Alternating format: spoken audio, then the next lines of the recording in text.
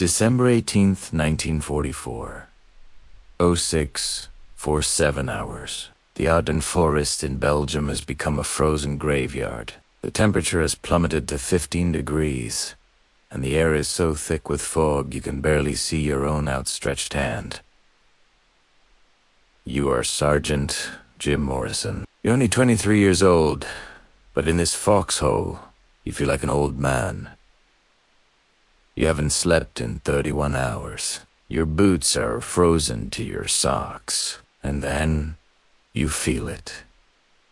A rhythmic, low-frequency throb in the soles of your feet.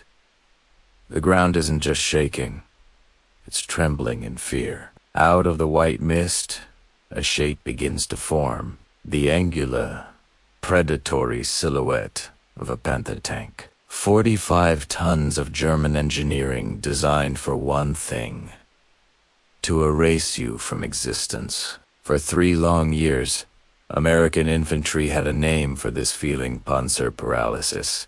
It was the total, crushing realization that nothing you carried, not your M1 Garand, not your Browning machine gun could even scratch the paint on that beast. To the Germans, you weren't a threat. You were an obstacle to be crushed. But today, Morrison isn't reaching for his rifle. He's reaching for a weapon that, until 4 years ago, didn't even exist. He grips a cold steel tube loaded with a rocket marked M6A3. He has 20 seconds before that tank's 75mm gun finds his position. 20 seconds to prove the scientists right, or die, proving them wrong. To understand why the M6A3 was a miracle, we have to understand the nightmare that preceded it. By late 1944, American soldiers were dying in numbers that the Pentagon couldn't ignore. The standard M1 Bazooka had been a revolution in 1942, but by the time the Allies hit the beaches of Normandy, it was a toy. In the real world, Alma isn't flat. German engineers had mastered the art of sloped armor.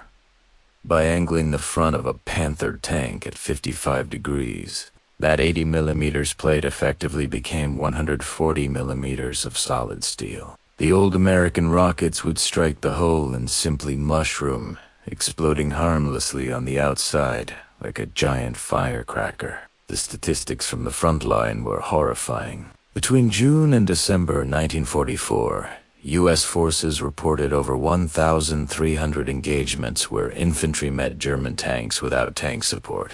In nearly 70% of those fights, American casualty rates exceeded 40%.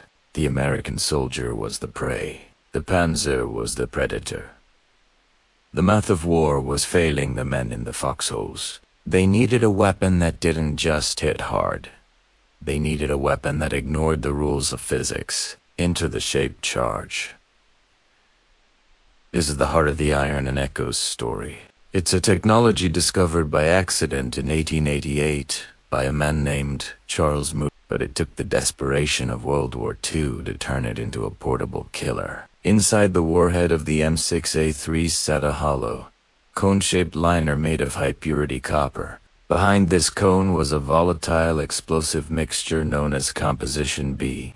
When the rocket strikes the tank, the explosive doesn't just expand outward in a ball of fire. Instead, the shockwave traveling at a staggering 26,000 feet per second hits the back of that copper cone and collapses it inward, toward the center. This creates a phenomenon that defies logic.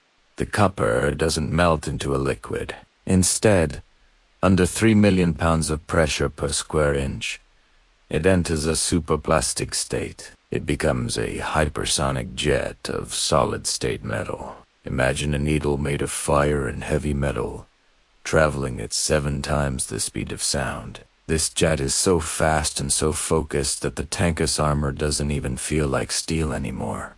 At that speed, the steel undergoes plastic deformation. It moves out of the way like water. The copper jet doesn't blast through. It flows through, traveling 4 inches deep in just 40 microseconds. But there was a massive engineering hurdle. for this copper jet to work, it needs room to breathe. If the rocket explodes the exact millisecond it touches the tank, the jet doesn't have time to focus its energy. It's like a camera lens. If you hold it too close to your eye, the image is a blur. This is why the M6A3 looks so different from its predecessors. Look at that iconic, elongated nose cone that represents exactly 4.7 inches of hollow air. This is the standoff distance.